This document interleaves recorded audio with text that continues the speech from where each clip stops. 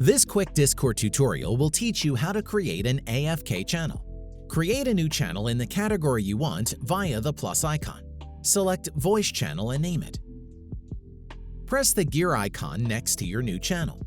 Switch to the Permissions options. Disable the Speak option. Save and close. Click on the server title in the top left and open the server settings. In the Overview settings, you will see an Inactive Channel option. Click on it and set it to your AFK channel.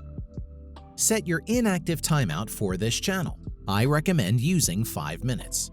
Save changes and close. Your AFK channel should now be working. If you enjoyed the video or found it helpful, please be sure to drop a like and comment. Also, be sure to subscribe for more helpful tech videos. It really helps support the channel.